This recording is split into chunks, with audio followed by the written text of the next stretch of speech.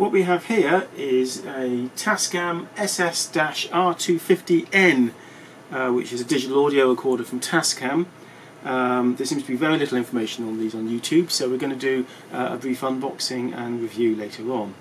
Up until this point I've been using a small Tascam DR100 Mark II, which is fine, but I needed something a bit more substantial, and particularly I was looking forward to having a network port for easy download of the audio files. So this machine, though it's brand new, it's come from Chalfont Acoustics. Their exact connection with Tascam I'm not clear. They have opened the box for me, so they've done a firmware update on the unit, but other than that it's new and boxed. So I'll get rid of this outer packaging and we'll have a look at what's inside. Right, so here is the SS-R250N. The first thing we find here, instructions, and oh my goodness, look at the size of the instructions. Whoa! It's something when the instructions get bigger than the product. Well, it's heading in that direction. Shall we have a look at these instructions?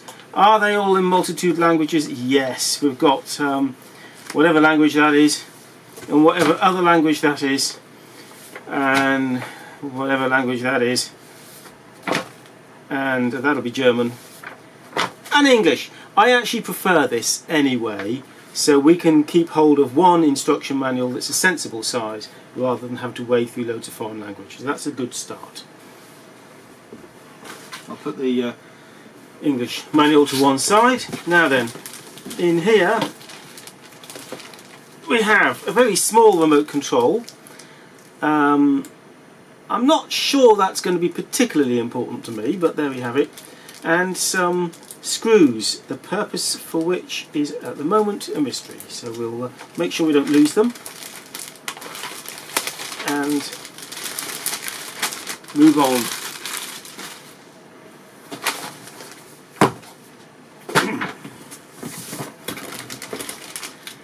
Right, power brick. I'm surprised at that. I imagined it would have an IEC. Oh, how interesting. There's an IEC connector there. Right, what this is about is this is a very ungainly European to UK IEC adapter. That's pretty naff. I will replace that with our decent quality IEC cable because this is far too bulky for my power strips. I don't like that one little bit.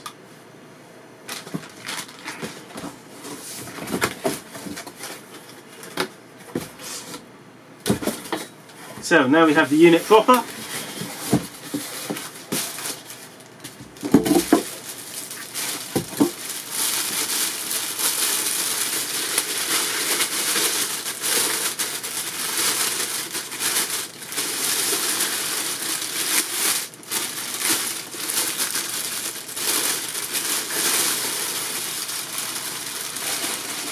Now the first thing I'm looking for here is whether I can remove the rack mounting ears, because I won't be rack mounting it, and those ears can be something of a health and safety hazard, as I've discovered by getting a chunk taken out of my arm by a Tascam DAT player, that you cannot remove the ears.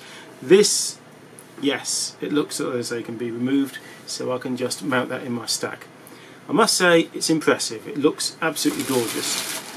This gap here is where the CD recorder would be if you buy the CD recording version of this machine. Can't really see the point of that myself.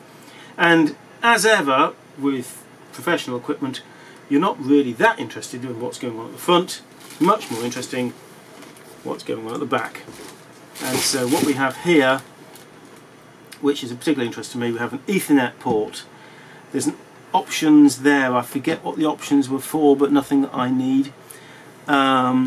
We have balanced and unbalanced inputs and outputs. We have SPDIF in and out, and certainly I will be using the SPDIF in, and AES-EBU in and out. This is, you can look it up, but it's a variant of SPDIF. It's a kind of a SPDIF with balanced connectors, slightly different protocol as well, but it is partly interchangeable with SPDIF. and that is useful because I'll be using that with some of my professional audio equipment. Also got RS-232 I/O control, can't think why anyone would want to use that, and even less can I imagine why you'd use a parallel port. But other than that, that's all fine. And on the front, headphone socket, always very much appreciated.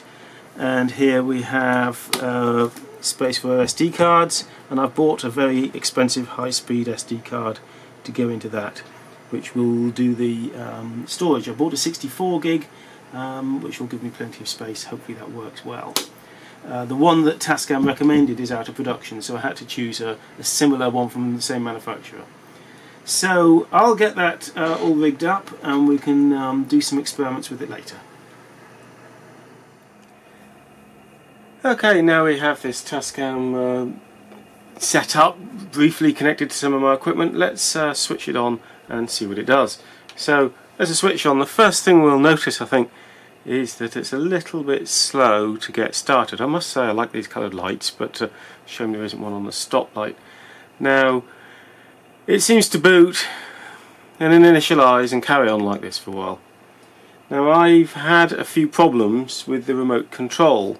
When I first got this unit, as I mentioned earlier, it had been given a firmware update by the seller, and when that may or may not have had a bearing on the fact that the remote did not work. So remote control here, it's a simple, small and basic infrared remote, and it was completely dead to the world. And I found that when I went through a menu, there was a menu to disable keyboard and remote, and it was set so that they were not disabled, but I disabled them and re-enabled them, and then the remote started working. So that seems to me like a firmware bug.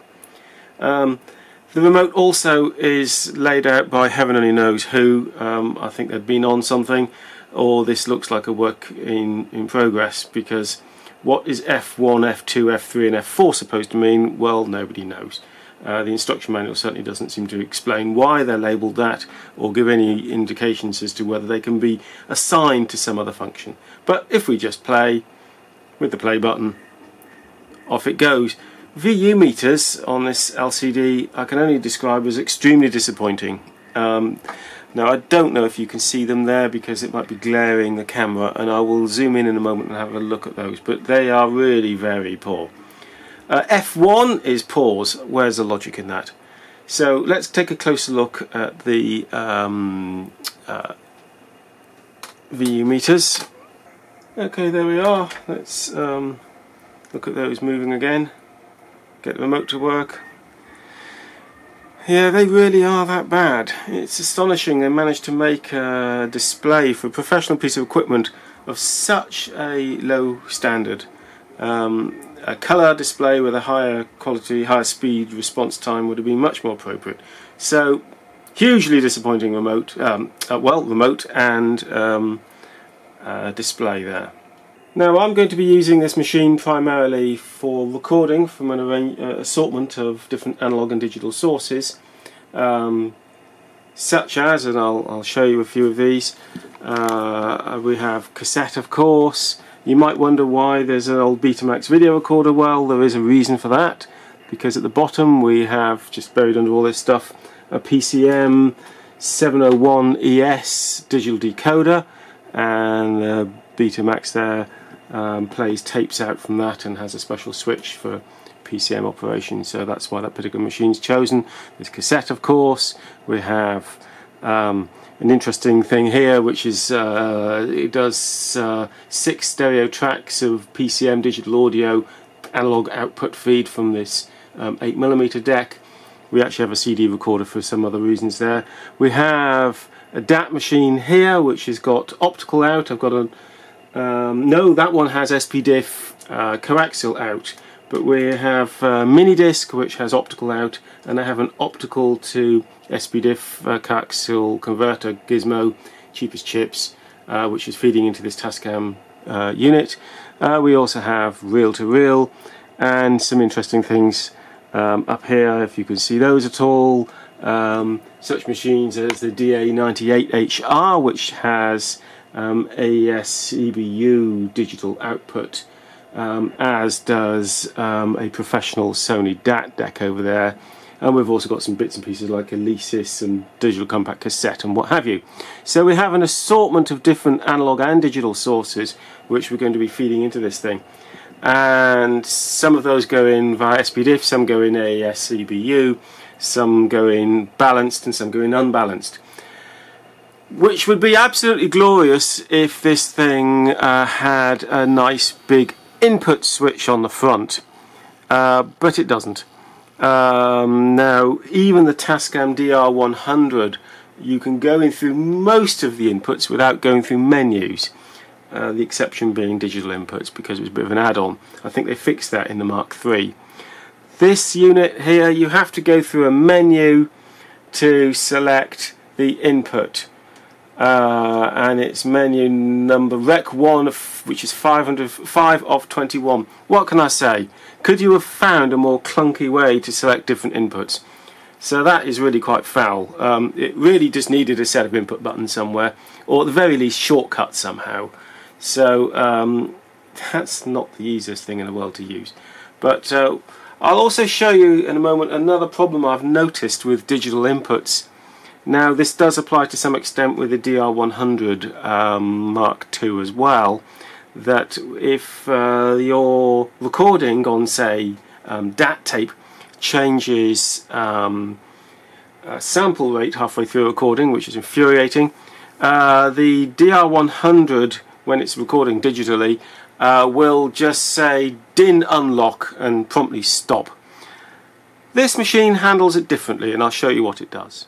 Okay, so what I've got set up here is the DAT machine is set on a tape, which is just some random piece of recording, which is a 44 kilobits per second sample rate, and I'm just going to play a bit of that. We'll try not to fall foul of YouTube copywriting, and that's set to record pause at the moment, and everything's happy, and we can actually go ahead and do the recording, and it's fine. Now let's just pretend that I have mixed sample rates on this tape. I don't, but let's just pretend we do. So I'm going to pop the DAT tape out and change it for one that's 48 kilobits per second, and what I'd like the machine to do is stop when it gets this new recording and change to a 48 kilobit per second recording, but instead of which it just says DIN error,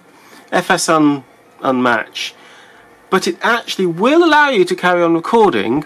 What it's doing, I believe, is down converting. I close that, so it's still doing a recording 44.1 kilobits per second. Well, I suppose it's nice that it keeps going, but I would actually preferred it had stopped and changed sample rate.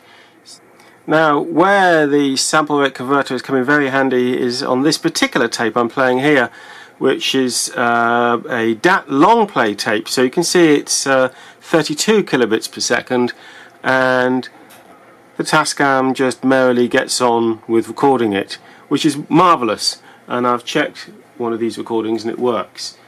When I did a similar thing with the DR100, it made a recording which then played back at the wrong speed, which was the strangest thing. So I don't know how that worked or didn't work, but it was a disaster, and I had to edit the speed later with Audacity. Now this, I can just do a recording at 44 kilobits. It'll warn us, that's fine, but we can go ahead and make the recording, and when I play back that recording later, it will be fine. So at least that solves the problem. Now, one of the things I was particularly keen on with buying this machine was that it was going to be a lot easier to get recordings off it than is the case with the DR100 Mark II. With the DR100 you have to plug the USB cable into the computer to get your recordings off. Now, what this machine offers is a network port. Now, I imagined initially that the network port would be a shared drive, a bit like a shared drive on the router, which works really well. But then I realised why they probably didn't do that, because the shared drive on my router cannot be seen by Apple Macs, because Apple Macs are absolutely difficult when it comes to reading shared drives, and of course if anyone has a Mac only environment they would struggle with that. So I dare say that's why they didn't implement it that way, and the way they've done it is instead it uses FTP. So you need to start a FTP server on your PC or Mac, and input various information, passwords and IP addresses on both this and your FTP server in order to get the files to copy over automatically.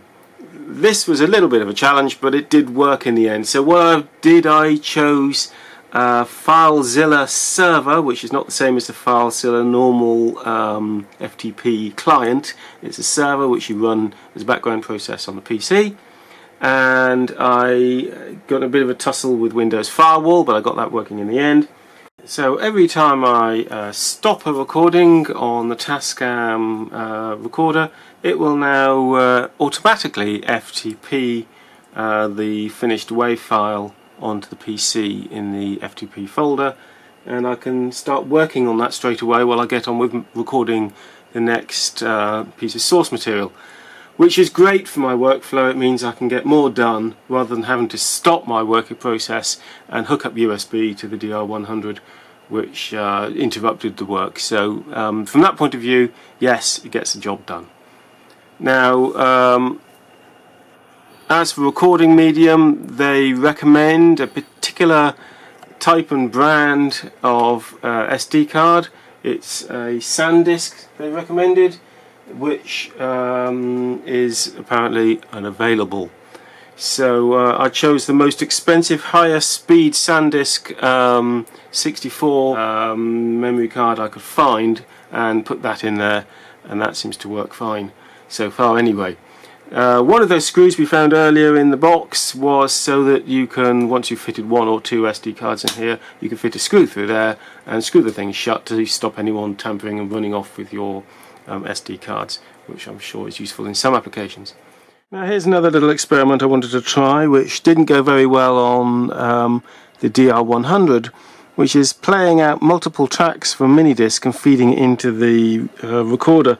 And what I'm hoping is that when it passes from one track to another on the minidisc, that it will feed that information through to the Tascam, and it will do a track split. This certainly works when recording onto CD directly using a CDRW drive. Alas, no, it just carries on regardless. So I'll have to retain the CD drive, because that is used just for occasions when I've got like 99 tracks on a mini disc and they all need splitting automatically. So there's a bit of a failing there again, something else that possibly could be fixed in firmware by Tascam. Switching the thing off is surprisingly challenging. You have to press the power button for about 2 seconds, and then you have to press the enter button for about 2 seconds before it will power down, which is slightly strange. I can see why they did it, but for my particular application it's just a nuisance. So, other than the complaints which I've made, yes, it's a fantastic piece of kit. I paid £681 for this. I think that's the sort of price that we'll probably be commanding while it's a new piece of equipment, and I'm sure once it's been out in the market for a year or two the prices will fall. Is it worth it? Well, of course it's worth it if you're going to use it and get your money's worth, and for my applications, yes, it's worth it, but I do desperately wish they could fix some of the bugs, especially around the sample rate issue, where I'd want it to make a new recording with the correct sample rate where possible. I'll be using this machine as well as my DR100, the DR100 which I showed you earlier. I'm going to be carrying on to use when I, for example, have an awful lot of audio cassettes to transcribe. I can use the both machines simultaneously. The other thing is I can capture 2 sets of stereo channels at once from the DA98HR, because that's got multiple outputs. It's got 8 tracks, or 4 stereo tracks in total, so at least I can run one of those tapes now in just 2 passes rather than 4 passes. So that's useful. I'm sure there are systems where you could capture 8 channels at once, and Tascam do produce such things, but they would be very expensive. So in terms of value for money, yes, it's reasonable value for money, but I think they could have finished it a little better. So tell me what you think if you own one of these or you're considering one of these. Bye for now.